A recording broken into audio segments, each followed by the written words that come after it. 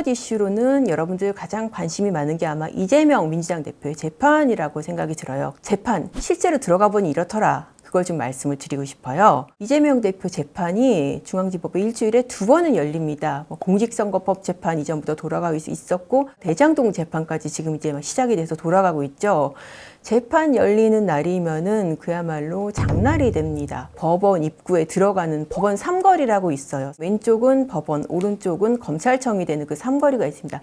삼거리 입구에서부터 민주당 지지자들이 파란색 장막을 쳐요. 옷도 마치 입고 나오고 이렇게 현수막 같은 것도 두르고 해서 지나가는 사람들한테 커피도 나눠주고 전단지도 나눠주고 이재명 대표가 검찰 탄압을 받고 있다 이렇게. 그리고 이제 법정 들어가려면 정문을 통과해서 그 현관 쪽으로 가야죠. 차에서 내려서 법정에 들어가는 입구까지 다른 사람이 접근할 수 없게 이렇게 경호원들이 쭉 서 있어요. 거기를 이제 런웨이처럼 이렇게 걸어갑니다. 이재명 대표가 나타나기 전부터 이제 수많은 지지자들, 유튜버들이 모여서 막 계속 소리를 지르고 함성을 지르고 해요. 판사들이 그 판사실에서 기록을 보는데 그 소리 때문에 집중이 안 될 정도다. 그런 얘기하는 사람들도 많거든요. 물론 이제 지지자만 있는 것은 아니고 태극기 부대 이쪽 사람들이 와서 이재명 구속하라 이렇게 소리도 외치고. 재밌는 거는 바깥에는 사람이 이렇게 많은데 정작 법정에 들어가면은 사람이 그렇게 많지가 않아요. 이재명 대표 재판이 이제 중앙지법 312호에서 열리거든요.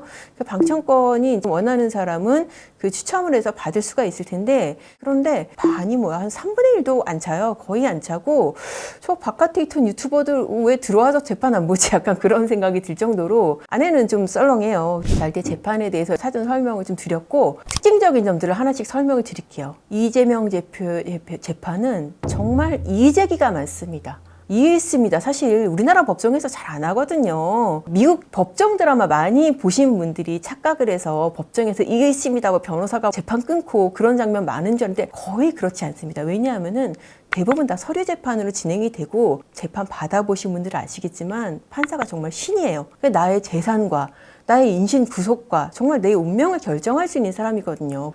이 법정은 굉장히 안 그래요.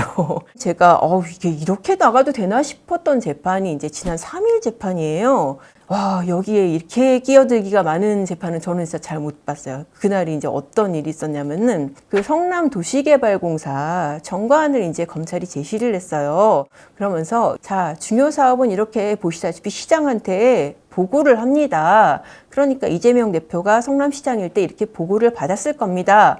라고 하는데 여기서부터 바로 그냥 이의 있습니다가 들어가는 거예요. 아니 이거 지금 도시개발공사 사업이다. 이거 성남시 사업 아니다라고 이제 변호인이 말 끊는 거예요. 그러니까 검찰이 짜증이 나겠죠. 재판부가 판단할 거예요. 말 끊지 마세요. 라고 하니까 또 변호인도 굽히지 않습니다. 아니 이거 주장인지 내용 설명인지 구별이 안 돼요. 그러는 거예요. 이게 변호인 주장이 이거예요. 서류를 설명을 하려면 내용만 설명을 해야지 왜 너네 주장을 섞냐 이거예요. 근데 사실 아시다시피 서류를 설명하는 이유가 이것은 서류입니다. 이거를 말하기 위한 게 아니잖아요. 이 서류가 유죄하고 어떤 관계가 있는지, 유죄를 입증하는데 어떤 도움이 있는지를 검찰 입장에서는 설명을 하는 게 목적인 거지. 그러니까 이제 재판부가 보다 못해서 제가 정리할게요.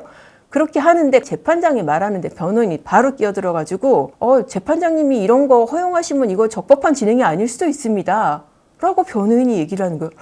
헐, 이거는 협박인가? 이거는 재판장에 대해서 어떻게 이렇게까지 얘기를 하지? 라는 생각이 들 정도로 저는 정말 깜짝 놀랐어요. 재판장도 아마 그런 생각이 들었을 거예요. 이분도 이거 저희가 판단할 부분이에요. 라고 하면서 지금까지 진행한 거는 검찰이 그렇게 문제 있게 진행을 안 했어요. 라고 그렇게 이제 정리를 하고 넘어갔었거든요. 앞서 말씀드린 대로 재판부가 궁극적으로 판단을 하잖아요. 이 사람에 대해서 유무죄를 판단을 하고 양형을 정하는데 이게 과연 이런 자진 이의 제기가 피고인, 그러니까 이재명 대표한테 도움이 될까? 이게 과연 정치의 장인지 법률의 장인지, 법률의 장이잖아요, 법정은. 그러면은 검찰이 증거를 제시하면은 그거를 신빙성을 탄핵을 하고 자기 주장을 펴서 이 유죄의 증거들을 뒤집는 그런 방식이 돼야 되는데, 계속 이렇게 끊고 이의제기를 하는 게 피고인을 위한 게 아니라 변호인들 중에서도 사실 공천을 노리는 분들도 상당수 있다고 들었어요. 근데 지금 이재명 대표가 누굽니까? 공천권자잖아요. 구속영장도 기각됐으니까 그야말로 공천권자죠. 왜 공천권자 앞에서 이거 포인트 쌌나? 약간 그런 생각이 조금. 그래서 이게 이의제기가 계속 있다 보니까 검찰이 여러분 이게 서증 조사를 하는데 이것은 칼입니다. 이렇게 끝나지 않잖아요. 이 칼을 설명을 하면은 이게 얼마나 날카로운지, 누구를 찔렀는지 이거를 설명해야 되지 않습니까? 라고 이렇게까지 이제 얘기를 하더라고요. 속성상 일방적으로 검찰이 가지고 가야 되는 이런 절차인데 자진 이의제기 이런 장면들이 있었습니다. 이 재판의 핵심 증인 중에 하나가 유동규 씨죠. 이재명 대표 재판에서도 이 사람이 이제 핵심 증인이 될 전망이고 실제로 이제 재판에 나왔습니다. 증인으로. 이날 재판은 이제 이재명 대표 측 증인이 아니라 정진상 씨 쪽에 증거인멸 교사 부분이 있습니다. 그 부분의 증인으로 지금 나온 거예요. 참고로 오른쪽 편에 피고인하고 변호인이 앉아 있습니다. 그리고 증인석은 재판장 있는 판사석하고 마주보고 있거든요. 기본적으로 피고인과 증인이 마주보는 게 아니라 증인과 재판장이 마주보는. 그래서 이날 같은 경우에도 정면은 아니지만 어쨌든 이재명 대표 입장에서 사선으로 유동규를 마주하는 그런 구조가 만들어졌는데 이재명 대표 쪽에서 우리 지금 재판 빠져도 되냐 그렇게 요청을 했었어요. 재판장이 허락을 안 했습니다. 같은 법정에 제정을 하게 됐는데 유동규 씨가 내가 묻고 가겠다 검찰에서 진술을 했어요. 그 의미를 다시 물어봤습니다. 나 그때 죽으려고 했습니다. 이재명, 정진상 이런 사람들은 대장동하고 무관하다고 그렇게 얘기하고 당신 선에서 끊으려고 한 거냐. 맞다. 내가 혼자 떠안으려고 했다. 증인이 돌아가시면은 이재명, 정진상이 처벌이 안 됩니까? 중간이 잘리니까요. 그러니까 중간이 잘린다는 게 이게 보고 단계가 있잖아요. 그중에서 유동규 씨는 비교적 상층부에 있으면서 이재명 시장과 좀 가까운 위치에 있죠. 그 위치에 있는 자기가 잘린다는 거예요. 내가 없으면은 더 심하게 했을 겁니다. 심하게 했다는 게 두 가지 중의적인 의미인데 이 법정에서 저 사람들이 거짓말을 더 심하게 했을 것이다. 그런 의미일 수도 있고 증인 위증교사라든지 회의 협박 이런 것도 심해질 수도 있다. 그런 의미일 수도 있어요. 이때 유동규 씨가 울분을 토로를 했어요. 그동안 이재명을 지켜야 했다고 생각했던 게 정말 끔찍했다. 굉장히 좀 진한 소회를 토로를 한 건데 이때 이 순간에 이재명 대표의 표정은 어땠을까요? 제가 봤을 때는 먼 산을 보고 있었습니다. 여러분들이 그동안 많은 관심을 갖고 계셨고 재판의 병합 이게 이렇게 국민적인 이슈가 되나 싶었던 게 이 위증교사 분리 병합 이 여부인데요. 이날의 풍경을 제가 한번 말씀드릴게요. 위증교사 사건은 굉장히 간단한 사건입니다. 이 대표가 교사를 해서 김모 씨가 위증을 했다. 이거 하나예요. 근데 지금 이 위증교사 사건이 있는 재판부가 어떤 재판부냐? 사건이 덕지덕지 붙어서 눈덩이처럼 굴러가는 재판부예요. 이 재판부에 있는 사건이 뭐가 있냐? 대장동 재판, 백현동 재판, 성남FC 재판, 위례, 지금 특혜 의혹까지 지금 큰 줄기만 해도 4개가 있는데 대장동 재판 시간이 얼마나 걸리냐면요. 지금 이재명 대표 없이 기소된 이른바 대장동 일당들이 기소된 그 재판 2년 넘었는데 1심 안 나오고 있어요. 결심까지도 지금 언제 끝난지 알 수가 없어요. 그런데 만약에 병합이 된다라고 한다면은 이 사람은 지금 위증교사 그거 딸랑 하나인데 몇 년이 돼도 끝날지 알 수가 없는 그런 상황이 되는 거거든요. 그러니까는 이 사람이 법원에다가 나 따로 재판해달라고 의견서를 낸 거예요. 사실 이게 정말 당사자 입장에서는 제약이 한두 개가 아니에요. 재판 중인 사람은 출국금지할 수 있다. 재판부 입장에서는 이거 고려 안 하기가 어려운 거예요. 재판장이 예고를 했었어요. 이 위증교사 여부를 따로 심리하겠다는 분들이 뭐라 그러냐면은 이거 그날 바로 결론 안 낼 거야. 법원이 그렇게 쉽게 시원시원하게 말 안 해주거든. 웬걸 재판부가 초입에 들어서면서 바로 얘기를 했습니다. 김모 씨가 대장동하고 관련이 없고 그리고 두 번째 쟁점도 다르고 세 번째 사건 분량에 비춰서도 따로 심리해도 된다. 그러니까 이게 뭐 거의 결론이 그냥 나버린 거죠. 그러면은 이 사건은 대장동 백현동하고 별도로 돌아가는 재판이 되기 때문에 생각보다 결론이 빨리 날 수도 있는 거죠. 다만 이게 언제 나느냐, 총선 전에 나느냐, 그리고 더 중요한 게 재판부 인사 전에 나느냐, 이게 굉장히 초미의 관심사가 돼 있는 상태입니다. 자, 그래서 이제 지금 요약해서 말씀드릴게요. 이 재판의 포인트 첫 번째, 잦은 이의제기. 이거 이렇게 해도 되나 싶은데 이거 야당 대표라서 가능한가 그런 생각이 들기도 하고 이 잦은 이의제기가 이 재판에 유리할지 불리할지. 두 번째, 유동규 씨와의 조우. 먼 산 바라볼지 아니면은 얼굴 붉히고 다툴지. 세 번째, 위증교사 언제 끝날지. 이 세 가지 정도로 관전 포인트를 잡아서 재판 지켜보시면은 아마 굉장히 흥미진진한 재판이 될 것으로 보입니다.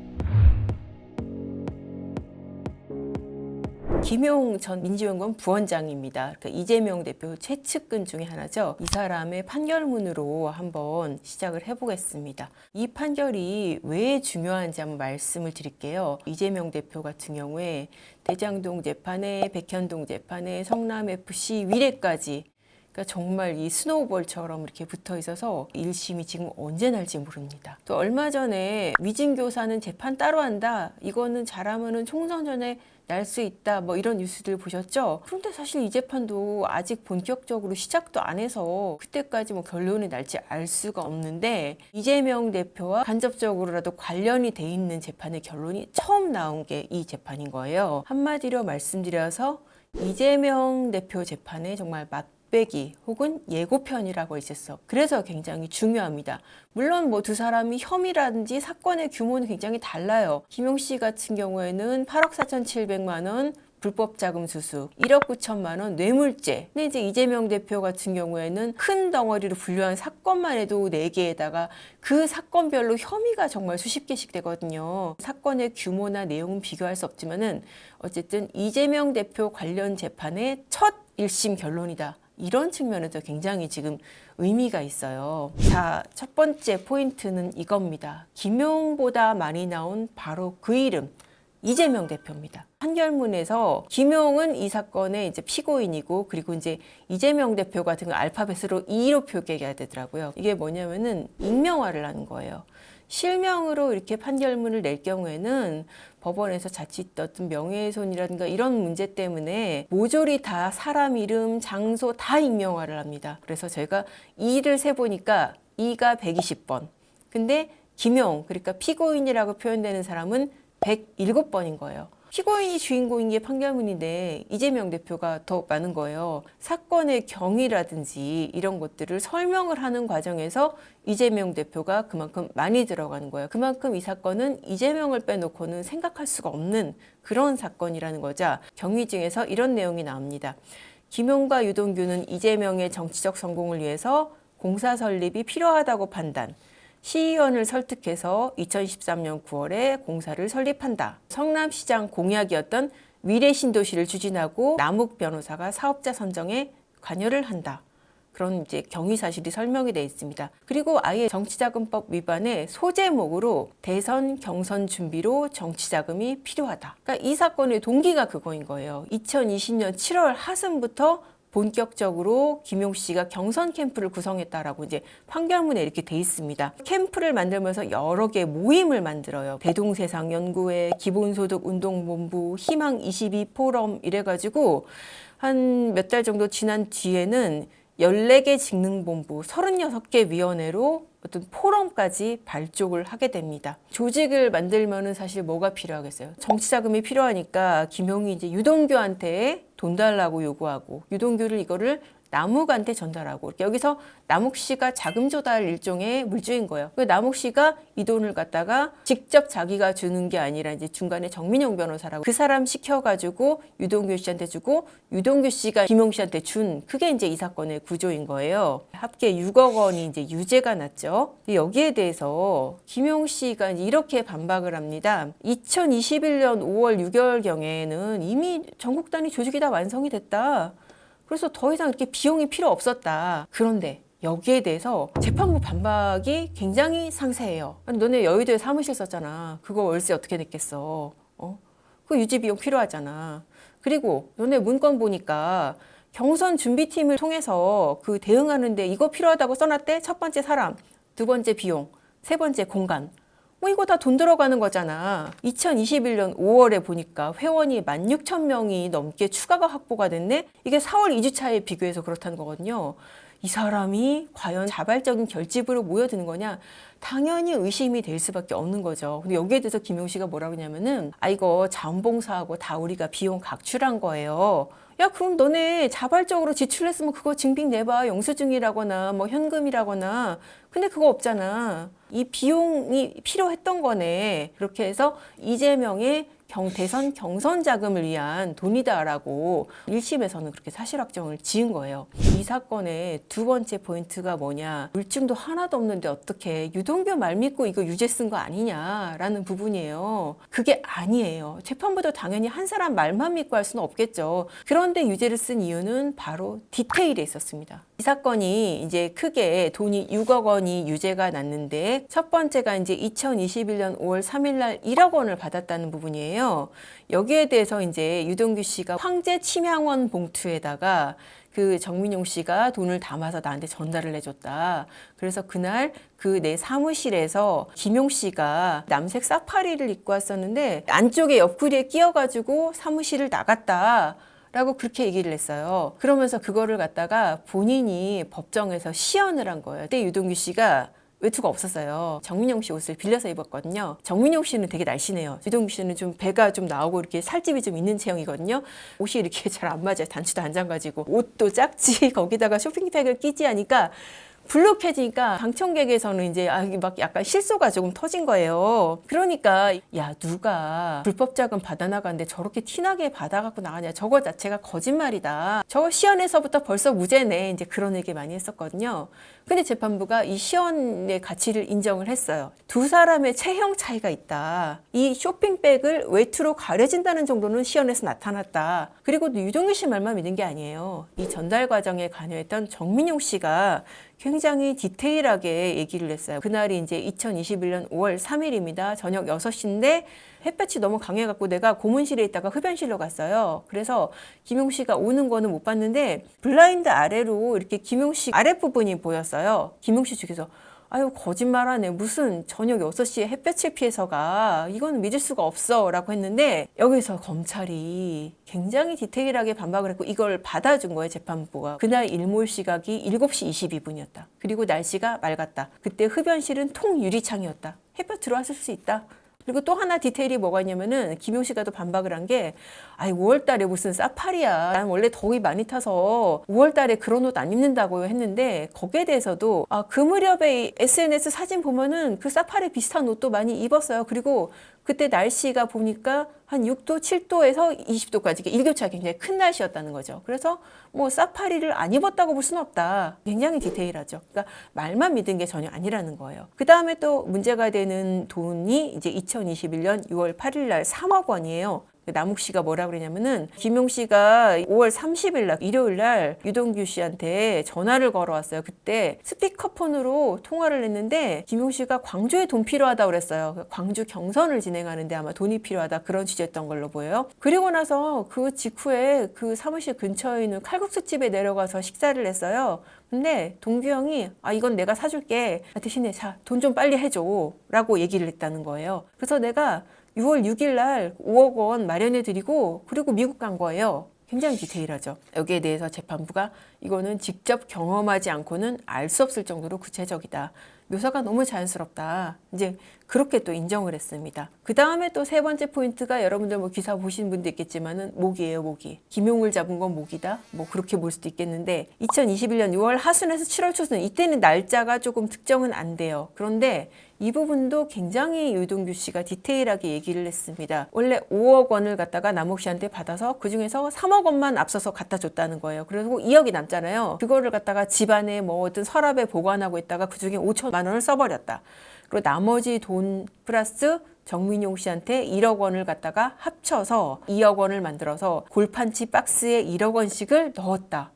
되게 복잡하죠. 말로 옮기기도 복잡한데 그리고 이걸 언제 어떻게 갖다 주냐. 경기도청 북측에 도로가 있는데 여기 벤치에 앉아가지고 여기 근처에서 만나서 이제 김용 씨한테 줬다는 거예요. 그때 내가 반바지를 입고 있었는데 모기를 엄청 많이 뜯겼어요. 그리고 내가 김용 차에다가 쇼핑백을 갖다 줬는데 차량이 되게 지저분했어요. 실내가 더러웠고요. 그러면서 이제 김용 씨 쪽에서 이제 그런 얘기가 나왔어요. 아니 누가 대명천지에 사람들이 지나다니는 길에서 주변에 CCTV도 있을 수 있는데 거기에서 어떻게 돈을 그렇게 갖다 주냐. 그러니까 유동규 씨 얘기가 광교에서 차 세우고 얘기할 만한 데가 거기밖에 없었어요.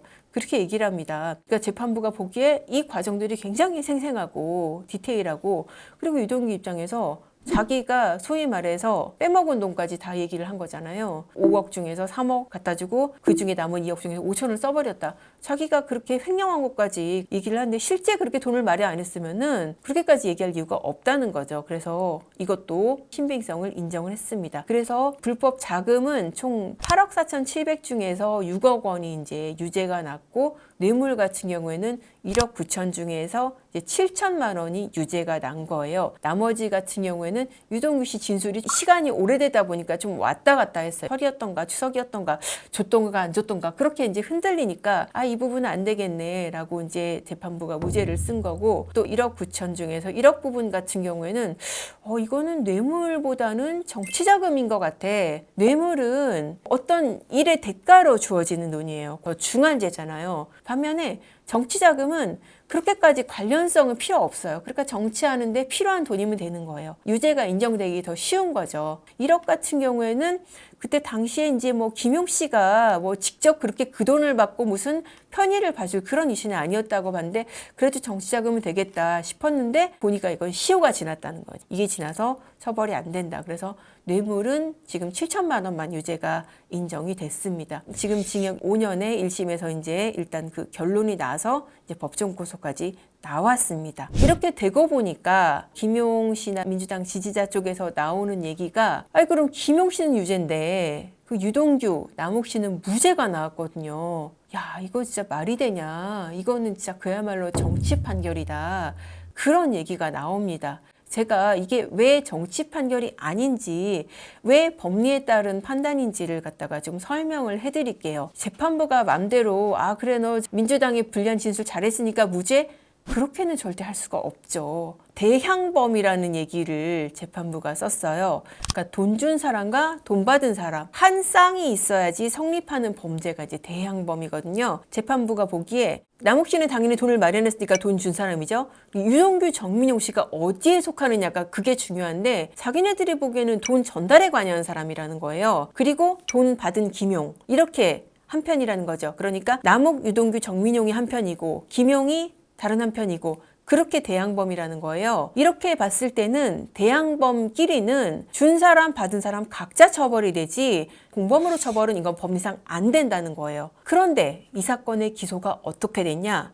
유동규, 정민용이 준 사람 편이 아니라 받은 사람 쪽에 기소가 된 거예요. 재판부가 보기엔 너무 이상한 거죠. 아니, 돈 받은 거는 지금 김용이 혼자 받은 것이고, 유동규라거나 정민용은 지금 남욱한테서 돈을 받아서 전달한 쪽이지, 이 사람들이 왜 받은 편인 거죠? 그러면서 공소장 좀 바꿔보세요. 재판부는 공소장을 바꿔야지 거기에 맞춰서 처벌을 할 수가 있거든요. 근데 검찰에서 안 바꿨다는 거예요. 그러니까 이 재판부는 불고불리의 원칙이라는 게 나와요. 이게 검찰이 그렇게 기소하지 않으면 우리는 판단을 못한다. 그러니까 검찰이 저렇게 유동규하고 정민용을 준 사람 쪽에서 기소를 했는데, 이거는 법리상 이게 한편이 될 수가 없는 구조예요. 대항범이기 때문에. 그래서 이 사람들은 검찰 너네가 공소장을 바꾸지 않으면 우리는 유죄 판결을 할 수가 없어요. 그래서 지금 무죄가 된 거거든요. 물론 이제 여기서 검찰이 왜 공소장을 변경을 안 했냐, 이 부분을 두고도 사실 여러 가지 정치적인 해석이 나올 수가 있어요. 검찰 입장에서는 사실 유동규 씨가 얼마나 고맙겠어요. 그러니까 굳이 뭐 공소장 변경해서 유동규를 유죄 처벌을 해야 돼? 그렇게 생각했을 수도 있어요. 공소장 만들고 내용 변경하고 이거 다 이제 검찰의 권한인데, 검찰이 안 하면은 법원이 정말 뭐 절대자인 것 같아도 할 수가 없는 거예요. 이 사건이 이제 앞으로 중요한 이유가 대장동의 예고편 내지는 맛배기가 되는 거예요. 재판부가 양형이유에서 이렇게 얘기를 했어요. 민간업자들과 지자체 인허가 관련자들 간의 뿌리 깊은 부패의 고리, 이게 되게 중요한 부분이에요.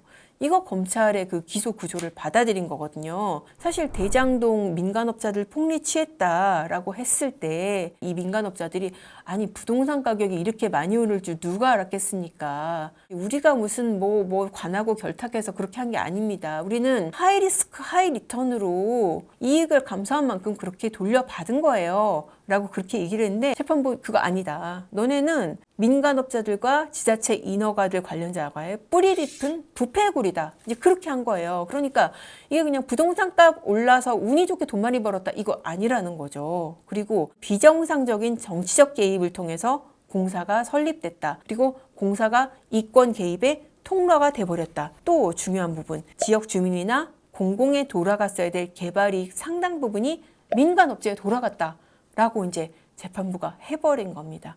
이렇게 되면은 대장동 재판부도 그렇고 지금 이재명 대표의 배임 재판부도 그렇고 재판부 입장에서는 바로 옆에 재판부가 비슷한 사건에서 판단을 한 게 굉장히 참조가 되거든요. 그렇게 봤을 때 이 사건이 정말 중요한 레퍼런스가 될 수 있다는 거죠.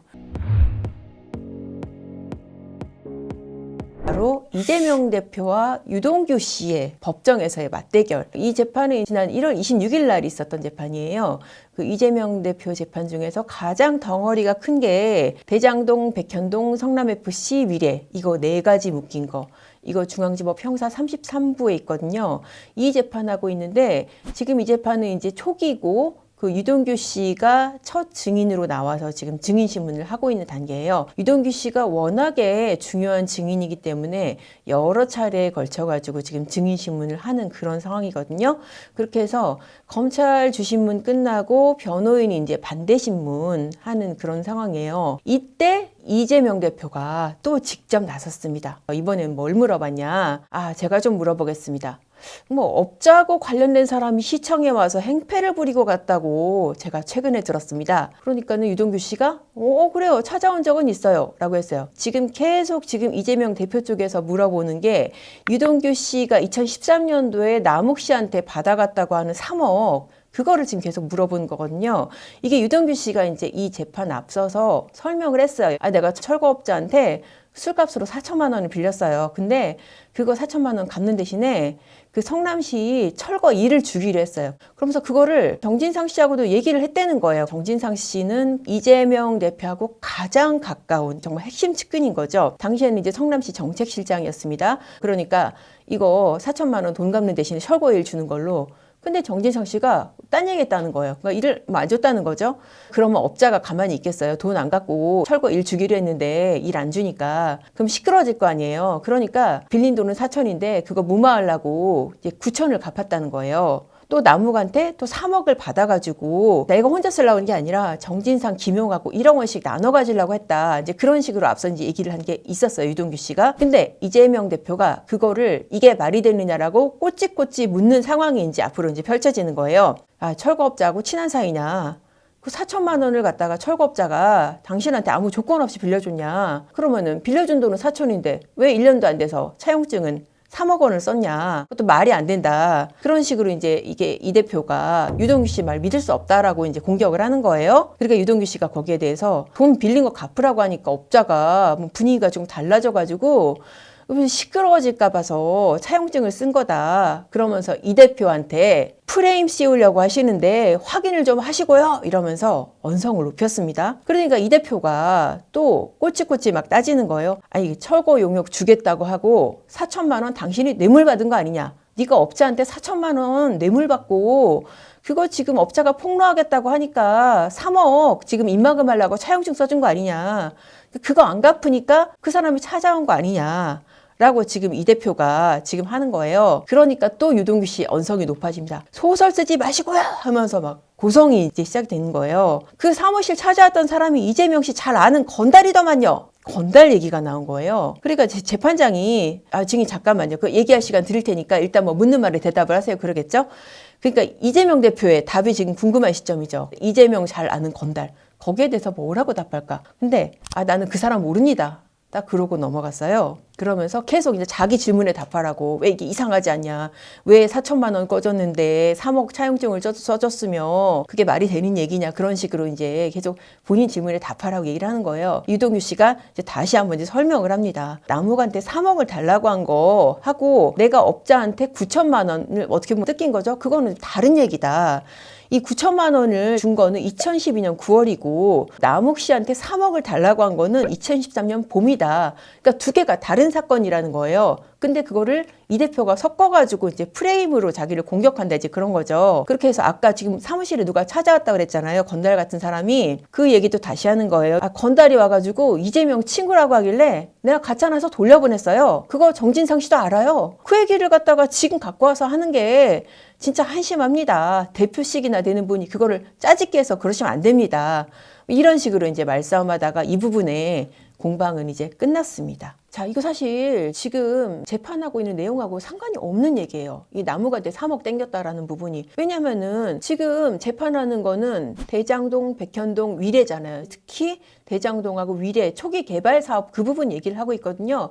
그러니까 재판장도 이게 뭔 상관이 있어요. 그런 얘기를 몇 번 했었어요. 물론 이제 유동규 씨 3억이 완전 법적으로 면피가 됐냐? 그게 아니에요. 그런데 지금 제가 그 설명드린 맥락에 따르면은 이거 유동규 씨가 혼자 착복한 돈이 아니라 정진상, 김용 셋이 나눠 가지려고 했다는 거잖아요. 근데 이게 남욱 씨도 재판에서 그런 증언을 했어요. 뭐라 그랬냐면은 3억 받아가면서 유동규 씨가 그 용처에 대해서 높은 분 드릴 돈이라고 했다, 그렇게 얘기를 했다는 거예요. 이 높은 분이 누구냐라고 물어보니까 아마 정진상, 김용일 것이다. 나는 그렇게 알고 있다. 그렇게까지 증언을 했던 문제예요. 이게 어떻게 보면은 이 대표 입장에서는 굉장히 불리한 사실인 거죠. 지금 계속 지금 이재명 대표 쪽에서 이 얘기를 지금 꺼내는 의도는 유동규 씨를 뇌물받은 공직자, 부패 공직자로 모는 거예요. 그래서 증언의 신빙성을 깰려는 거죠. 왜 사실 대장동 사건 초기에 민주당에서도 유동규 씨의 부패 행위다. 유동규는 부패 공직자다.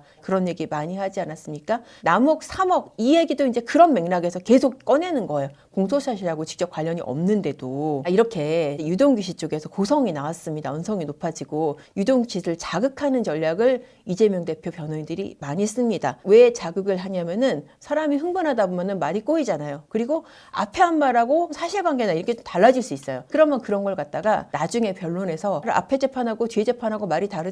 이거 믿을 수 없습니다. 그렇게 공격을 하는 소재가 되는 거예요. 그런데 유동규 씨 거기 넘어갔나요? 어때요? 안 넘어갔죠. 물론 이제 흥분하긴 했지만은 짜깁기 하지 말라고 하면서 바로 건달 이런 소재로 맞받아쳤잖아요. 근데 건달 부분에 대해서 이재명 대표 나 그 사람 모른다고만 했잖아요. 근데 이재명 대표 스타일 같으면은 정말 모르는 사람이고 내가 이 부분에 대해서 꼬치꼬치 따지고 싶었으면은 건달이 왜 어떻게 나하고 아는 사람이라고 하느냐, 어떻게 생긴 사람이냐, 이름이 뭐라고 하느냐, 그렇게 꼬치꼬치 물었을 것 같은데 그냥 모르는 사람이다 그러고 넘어갔어요. 이 부분은 조금 재미있는 포인트라는 생각이 들었으니까 이재명 대표는 어떻게 보면은 되로 주고 말로 받은 뭐 그런 상황이 아닐까 그렇게 해석이 됩니다. 물론 이제 사실 조폭 연루설 뭐 이거 좀 떠올리시는 분들도 있을 거예요. 근데 그거하고는 전혀 다른 사안입니다. 이 조폭 연루설의 대표적인 장면이 왜 지난 대선 때 뭐 이재명 대표 이게 시장 시절에 시장실에서 뭐 누군가가 조폭이 이게 발 올려놓고 사진 찍었다. 그거는 허위사실로 판명이 나서 이제 법원에서 벌금형까지 받았고 그 사실과는 전혀 무관하지만은 건달이라는 소재를 꺼내서 이재명 대표가 더 이상 추궁을 할 수 없게 돼버린 지금 그런 상황이 된 거예요. 또 하나의 재밌는 장면이 있어서 이제 설명을 드릴게요. 이번 재판은 1월 30일 재판이었어요. 마찬가지로 대장동, 백현동, 위례, 성남FC 잔뜩 붙은 그 재판이었고 지난번에 이어서 유동규 씨 반대 신문이 진행이 됩니다. 이번에도 또 남욱 3억 가지고 이제 이 대표가 다시 직접 신문에 나섭니다. 이번에 뭐라 그러냐면은 간부회의 때 내가 업자들하고 어울려 다니면 언젠가 반드시 걸린다고 했죠. 업자들은 증거 남긴다고 했죠. 이런 얘기 들었습니까? 이재명 대표가 당시에 성남시장이고 유동규 씨가 성남시의 직접 간부는 아니지만은 성남시설관리공단 있었고 공사에 사장 직무대리도 했었고 그러니까는 핵심 간부인 거죠. 성남시 전반에서. 그러니까는 유동규 씨가 뭐 여러 번 하셨죠. 자, 이 대표가 내가 그렇게 여러 번 얘기를 했는데도 정진상한테 업자한테 3억 받자 그런 얘기를 했다고요? 그러니까 유동규 씨가 이번에 뭐라고 맞받아쳤냐. 그러면 제가 돈 내준 호텔은 왜 갔습니까? 부산에 호텔 제가 낸 거 몰랐습니까? 영수증도 있어요. 그렇게 얘기를 한 거예요. 이 호텔 얘기는 지금 무슨 얘기냐. 검찰에서 유동규 씨가 뭐라고 진술을 했냐면은 이재명 성남시장 비서가 그 호텔 예약을 요청을 했었다. 그래서 한 번에 100만 원에서 150만 원씩 최대 10번을 휴가비를 갖다가 내가 대납을 했다. 그러니까 휴가비니까 이게 어떤 법인카드나 이런 공적인 자금으로 쓸 수가 없는 돈이잖아요.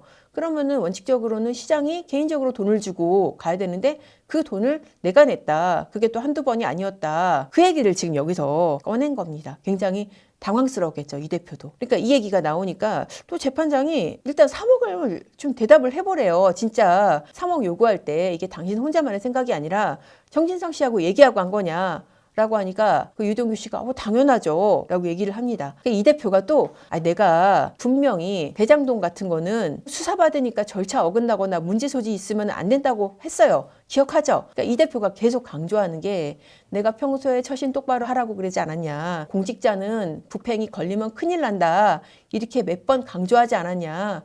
그런데도 너네가 이거를 3억을 업자한테 요구를 했다고? 말이 안 돼. 이거 네가 거짓말하는 거야. 이제 그렇게 지금 얘기를 하고 싶은 거예요. 그러니까 유동규 씨는 증인은 이제 질문을 받고 대답하는 입장인데 내가 물어보겠습니다. 그러면서 막 반격을 하려고 그런 거예요. 또 언성이 높아져. 시장님은 수법을 잘 아는 만큼 피해가는 법도 잘 아시는 것 같아요. 항상 정진상 씨를 내세우고 뒤에 숨으니까 자기한테는 수사가 안 올 걸로 생각해요. 그렇게 이 반격을 합니다. 자, 이 공방의 의미를 제가 이제 해설을 해드릴게요. 이재명 대표가 내가 얼마나 도덕성을 강조했는데 그러니까는 지금 호텔비 이거로 이제 맞받아친 그런 상황인 거예요. 근데 호텔비에 대해서는 이재명 대표 지금 더 얘기 안 했어요. 그냥 넘어갔어요. 곤란한 부분이라는 거죠. 그리고 정진상 뒤에 숨는다. 이거 굉장히 중요한 거예요. 그 부분이 이 사건의 공소사실에서 본질적인 내용이에요. 왜냐하면은 이 대표 그 구속영장이나 공소장에 보면은 이런 표현들이 되게 자주 나와요. 유동규가 정진상을 통해 이재명에게 보고했다. 예를 들어서 위례신 신도시 사업 같은 경우에도 정진상한테 남욱을 사업자로 내정하면은 이재명 시장 선거자금 지원받을 수 있다 보고를 했고 정진상이 이걸 승인했다. 시공사 선정하는 과정 같은 경우에도 유동규 씨가 남욱으로부터 이게 어떤 건설사가 컨소시엄 참여하고 그 대가로 시공권 받는 거를 갖다가 보고를 받고 이거를 또 유동규 씨가 정진상한테 보고를 해가지고 정진상 씨가 시공사 내정을 승인을 하는 이재명 당시 성남시장이 직접 나서는 대신에 상당수의 일들을 갖다가 지금 정진상 씨를 통해서 보고를 받고 승인을 하고 많이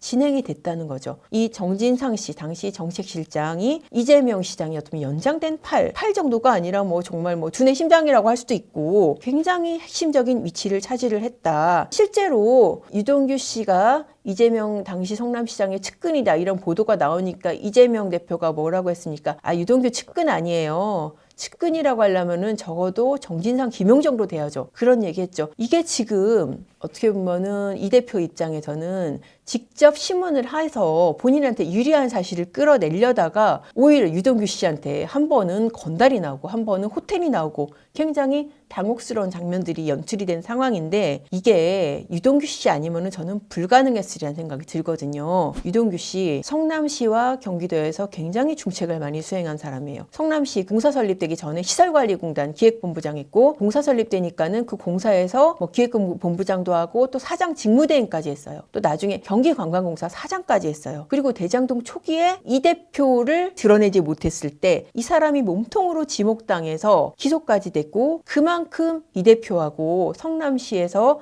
경기도에서 많은 일을 같이 해온 인물이에요. 그러니까 속속들이 다 아는 거죠. 아까 호텔비 대납 같은 경우에도 그렇고 건달이 뭐라고 했다. 그런 디테일을 많이 알 수밖에 없는 그런 위치인 거예요. 그러니까 바로 이렇게 반격이 가능했죠. 반면에 공직선거법 사건에서 그 증인 나왔던 성남시 공무원들 좀 생각해 보세요. 이 대표가 나와서 직접 신문하면서 국토부 협박 있었냐 없었냐 이거 가지고 다투는 상황이었잖아요. 이게 지금 중앙부처에서 국토부에서 공무원이 몇 번씩 내려오는데 성남시가 압박을 느꼈겠습니까? 안 느꼈겠습니까? 이런 식으로 사실 본인이 압박하면서 신문을 하니까 일부 증인들 같은 경우는 압박을 느꼈겠죠 이러면서 또 이 대표가 자 이런 일이 자주 있었습니까? 그러니까 아니요 그런 일은 없었던 것 같아요 라는 식으로 정말 마른 수건 쥐어짜듯이 딱 그 워딩만 보면은 이 대표한테 유리한 대답을 갖다가 할 수밖에 없는 그런 상황이 연출이 됐잖아요. 의뢰 지위에 있었던 사람들의 그런 대답이랑 유동규 씨랑 확실히 다르죠. 유동규 씨처럼 내부자의 폭로 이런 증인이 아니면은 피고인이 지금 이렇게 압박 신문을 하는데 참 당해낼 재간이 없겠다. 저는 그런 생각이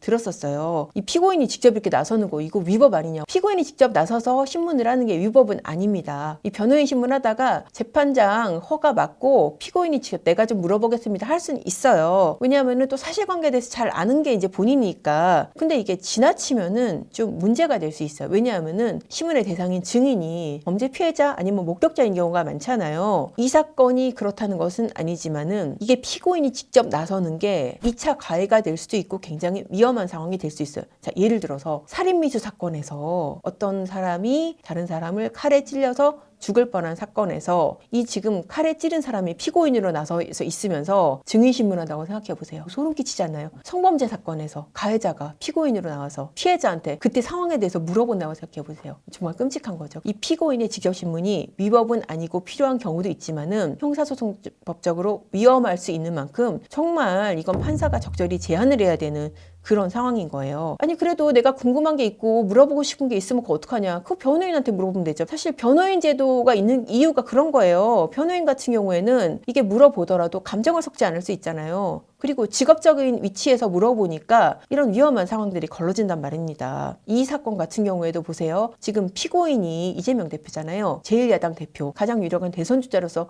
거론되는 사람이에요. 2차례 시장 지냈죠. 그리고 경기도 지사까지 했어요. 그런데 자기 밑에서 일하던 공무원들 나와서 증인신문하는데 눈 똑바로 쳐다보면서 압박감 느끼지 않았나요? 라고 한다면은 거기에 대해서 압박감 안 느낄 증인이 얼마나 있겠어요. 그런 경우에 이런 직접신문은 상당히 좀 제한이 돼야 된다고 저는 생각이 들어요. 근데 지난 재판 같은 경우에 보면은 목 다친 이후에 첫 재판에서 1시간이 넘게 본인이 직접 신문을 하는데 재판장이 이걸 제지를 안 했었어요. 그 사건의 재판장은 이제 공직선거법 재판장이라 지금 대장동하고 다른 사람입니다만은 이거는 재판장이 소송지휘권을 통해서 적절히 제한을 해야 되는 상황이고요. 유동규 씨와 지금 이재명 대표의 1대1 이 매치에서도 사실 유동규 씨나 하니까 이 정도로 배짱이게 맞받아 쳤지. 이게 보통 증인 같으면은 이재명 대표가 원하는 답을 어떻게든 쥐어짜려고 했을 것이고 그런 답이 나왔을 것이다. 그런 생각이 들고 이거는 형사소송법적인 문제뿐만 아니라 이런 갑과을의 지위에서도 봤을 때 제한해야 될 상황이다. 그런 생각이 들었습니다. 어떻게 오늘의 판읽기 재밌게 들으셨나요? 다음 시간에도 여러분들이 흥미 가질 만한 주제로 다시 찾아뵙겠습니다. 감사합니다.